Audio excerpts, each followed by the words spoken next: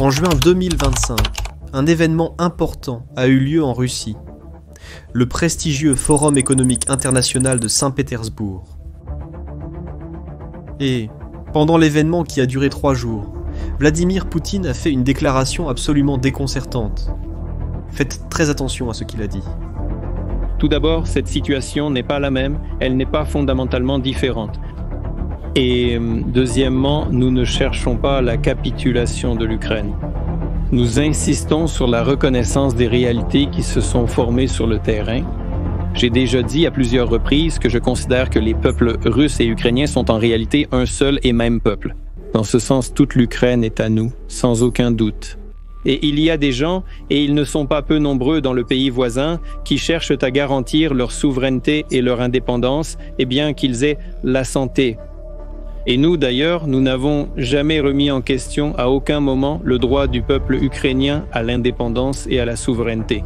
Mais vous savez, nous avons un vieil adage qui n'est ni un dicton, ni une parabole, mais une ancienne règle. Là où pose le pied d'un soldat russe, c'est à nous. Ce sont des déclarations audacieuses, mais il ne savait pas que quelques jours plus tard, l'Ukraine ferait quelque chose qui défierait complètement ses paroles. Quelque chose qui pourrait bien avoir mis en échec ces grands projets de Poutine. Le 14 juin, au milieu de ces déclarations fracassantes, le président ukrainien Volodymyr Zelensky a fait sa propre annonce. Il y a eu un rapport du commandant en chef, Oleksandr Syrsky, concernant la ligne de front, concernant nos actions actives. Un point qui mérite beaucoup d'attention se situe en direction de Pokrovsk et de notre région de Soumy. Dans les zones frontalières de notre région de Soumy, nous avons réussi à repousser les troupes russes de là-bas. Je remercie toutes nos unités qui ont obtenu ce résultat. Sur la base des exploits de ces derniers jours, les guerriers du 22e régiment d'assaut indépendant méritent notre gratitude particulière pour leurs actions offensives dans la région frontalière de Soumy et la libération d'Andriivka en particulier. Merci beaucoup les gars. Il parle d'Andriivka, un petit village dont vous n'avez probablement jamais entendu parler, mais qui pourrait avoir complètement changé les calculs de Poutine pour cette guerre. Et maintenant, je vais t'expliquer pourquoi. Pour comprendre pourquoi la libération d'Andriivka est si significative, je dois te montrer quelque chose. Tu te souviens en février 2022, quand Poutine a lancé son invasion à grande échelle? L'une des premières régions qu'il a essayé de capturer était justement Soumy, et ce n'était pas un hasard. Soumy se trouve au nord-est de l'Ukraine, juste à la frontière avec la Russie. Pour Poutine, contrôler cette région signifiait avoir un corridor direct vers Kiev, la capitale ukrainienne. Cela faisait partie du plan pour une victoire rapide et décisive. Mais quelque chose d'inattendu s'est produit. Le premier jour de l'invasion, plus précisément le 24 février 2022, les forces russes sont entrées à Soumy. Ils s'attendaient à une résistance minimale. Une grosse erreur. Au lieu de cela, ils ont trouvé des parachutistes ukrainiens et des volontaires civils armés qui ont monté une défense féroce. Non seulement ils ont résisté, mais ils ont aussi réussi à détruire toute une colonne de chars russes lors des combats urbains. Non, il ne faut pas jeter, il faut verser en colonne d'une autre manière. Voilà, oui.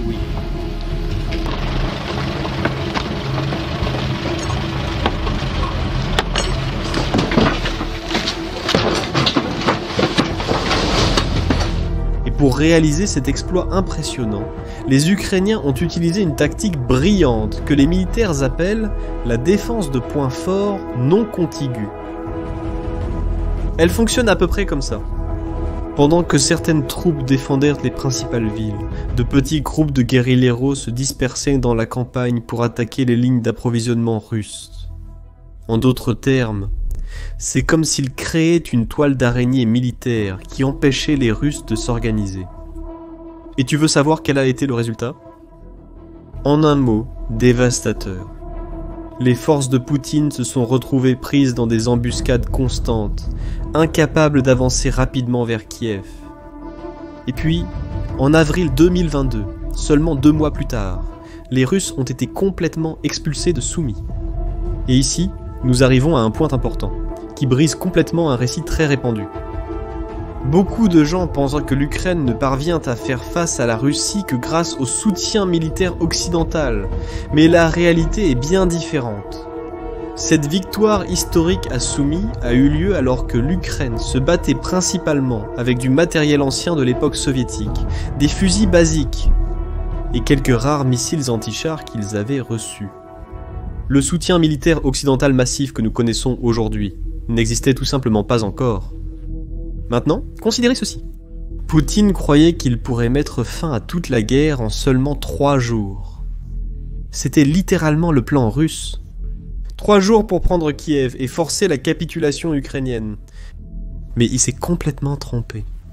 La défense héroïque de Soumy, ainsi que d'autres résistances à travers le pays, ont complètement détruit cette attente. Le gouverneur de Soumy, dans le nord-est de l'Ukraine, a annoncé que la région est libre des forces russes. L'annonce a été faite aujourd'hui, mais les autorités ont déclaré que la zone n'est pas encore sûre et selon les responsables, il y a encore des zones minées où le travail de déminage se poursuit. Avec le retrait de Soumy, la Russie a achevé le retrait de ses troupes de tout le nord de l'Ukraine. Et tout cela a été une conquête purement ukrainienne, avec des soldats et des volontaires civils combattant avec courage et intelligence tactique, sans compter sur l'armement avancé qu'ils recevraient un peu plus tard. Ce n'est qu'après que le monde a vu cette capacité de résistance authentique des Ukrainiens, que les pays occidentaux ont commencé à envoyer un soutien militaire à grande échelle. La victoire à Soumy n'a pas été le résultat du soutien occidental, c'était bien plus que cela. Elle a convaincu l'Occident de soutenir l'Ukraine, et cette victoire a eu d'énormes conséquences. Tout d'abord, elle a montré au monde que l'Ukraine pouvait vraiment se battre et gagner, même face à une superpuissance militaire. Deuxièmement, garder Soumy sous contrôle ukrainien a été fondamental pour que l'Ukraine puisse lancer, 2 ans plus tard, la célèbre offensive de Koursk en envahissant le territoire russe. Et tu veux savoir une chose ? Poutine n'a jamais oublié cette humiliation à Soumy. C'est alors qu'en 2025, il a décidé d'essayer à nouveau. Maintenant, je dois te présenter les héros de cette histoire plus récente, ceux du 125e régiment d'assaut séparé. Cette unité a une origine fascinante. Elle a été créée le 8 mars 2022, seulement 2 semaines après l'invasion russe, par des volontaires locaux de Kharkiv qui voulaient défendre leur terre natale. Au début, ce n'était qu'un bataillon de défense territoriale, mais à mesure qu'ils prouvaient leur valeur au combat, ils ont été promus. En juillet 2023, ils sont devenus un bataillon d'assaut des forces terrestres. En février 2025, ils ont été élargis pour devenir un régiment complet. Cette évolution montre comment une unité de volontaires civils s'est transformée en l'une des forces les plus redoutées d'Ukraine. Le parcours de combat du 225 degrés est impressionnant. Ils ont combattu à Kharkiv, survécu aux combats infernaux de Bakhmut, défendu Avdiivka et participé à l'offensive de Koursk. En mai 2024, ils ont même réussi à capturer l'un des chars russes les plus modernes, le T-90 Meuil. La télévision russe est même allée jusqu'à les qualifier de l'une des unités les plus puissantes d'Ukraine, équipée de la meilleure technologie occidentale. Mais c'est en juin 2025 qu'ils ont remporté leur victoire la plus significative récemment. La bataille pour Andriivka a commencé comme une nouvelle tentative russe de créer sa zone tampon. Une zone tampon est essentiellement une bande de territoire que Poutine veut contrôler à l'intérieur de l'Ukraine pour protéger les régions russes frontalières des attaques ukrainiennes. C'est comme créer un bouclier territorial en utilisant des terres ukrainiennes occupées. Et pour y parvenir, Poutine a concentré plus de 50 000 soldats à la frontière de Soumy, utilisant des tactiques de petits groupes d'assaut avec des motos et des véhicules pour capturer rapidement les villages frontaliers. Et à ce moment-là, l'Ukraine a subi un revers. Le 4 juin, les tactiques de l'ennemi ont fonctionné. Les forces russes ont réussi à occuper Andriivka et le village voisin de Vodolaï. Pour de nombreux observateurs, cela ressemblait à une nouvelle avancée russe, dans une guerre où la Russie gagnait du terrain lentement mais sûrement. Mais ils étaient loin de se douter que l'Ukraine avait d'autres plans. C'est alors que, le 14 juin, seulement 10 jours après la prise, le régiment du 125 degrés a lancé une contre-attaque dévastatrice. Non seulement ils ont repris Andriivka, mais ils l'ont fait de manière si efficace que cela a même surpris les analystes militaires. Zelensky a annoncé la libération ce même jour, en louant spécifiquement les actions offensives du régiment. Mais cette histoire ne s'est pas arrêtée là. Même après l'annonce officielle, il y avait encore des soldats russes cachés dans le village. Pendant une semaine, Deuzentos et 25 Ogros s'est engagé dans des combats intenses de nettoyage urbain. C'est pendant cette phase qu'un de leurs groupes d'assaut, connu sous le nom de Cygne Noir, a réussi à éliminer un commandant russe, le major Andrei Yartsev, dans son propre poste de commandement. Puis, le 22 juin, la libération totale d'Andriivka a été confirmée. Le village était complètement débarrassé des forces russes. Vous vous demandez peut-être maintenant pourquoi tant d'importance pour un petit village dont la plupart des gens n'ont jamais entendu parler. Eh bien, la réponse réside dans la signification stratégique. Premièrement, Andriivka se trouve à seulement 5 km de la frontière russe. La contrôler signifie contrôler l'une des routes d'accès à l'Ukraine. Pour Poutine, ce village était une pièce maîtresse dans son plan de créer une zone tampon protégeant le territoire russe contre les attaques ukrainiennes. Deuxièmement, capturer et maintenir Andriivka a coûté d'importantes ressources militaires russes. Lorsque l'Ukraine l'a reprise, Poutine est littéralement revenu à la case départ, mais cette fois dans une situation encore pire, avec des centaines de pertes supplémentaires et du matériel perdu. Troisièmement, et peut-être plus important encore, la victoire à Andriivka a forcé la Russie à retirer des troupes d'autres fronts. Tu te souviens des 50 000 soldats que Poutine avait concentrés à Soumy?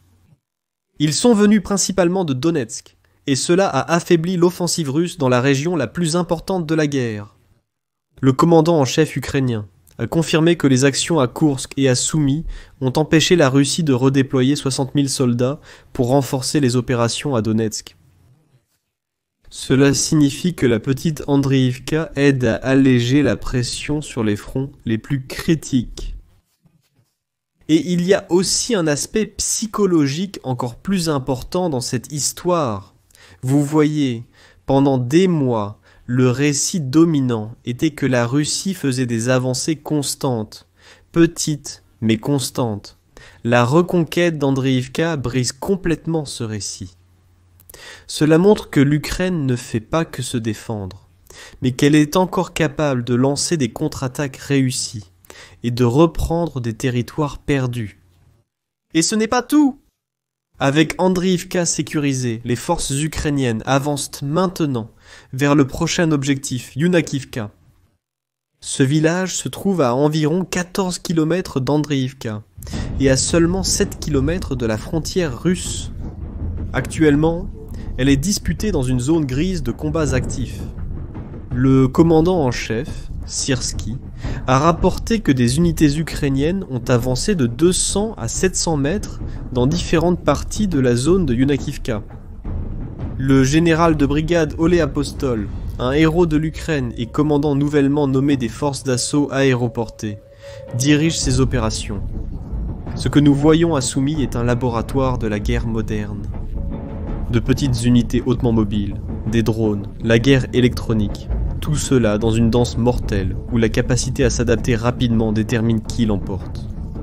Et dans ce jeu, celui du 125e régiment s'est révélé exceptionnel. La libération d'Andriivka peut sembler insignifiante dans le contexte d'une guerre continentale, mais son impact va bien au-delà de son importance géographique. Elle représente la capacité continue de l'Ukraine à surprendre, à riposter, à prouver que les déclarations grandioses de Poutine, selon lesquelles toute l'Ukraine serait russe, ne sont encore que des paroles creuses. Pendant que Poutine parle avec arrogance à Saint-Pétersbourg, des soldats ukrainiens prouvent, mètre par mètre, que la réalité sur le champ de bataille est bien différente de ses rêves expansionnistes. Et toi, qu'en penses-tu ? Penses-tu que l'Ukraine pourra continuer à reprendre du territoire comme c'est le cas de Junakivka ? Penses-tu que Poutine va continuer à faire des déclarations grandioses tout en perdant du territoire ? Ou sera-t-il forcé de repenser sa stratégie ? Laisse ton avis dans les commentaires. Si ce contenu t'a aidé à mieux comprendre ce qui se passe dans la guerre, n'oublie pas de t'abonner à la chaîne et de partager cette vidéo. Des informations de qualité sur les événements actuels sont essentielles pour que nous restions tous bien informés. Merci d'avoir regardé et à la prochaine vidéo.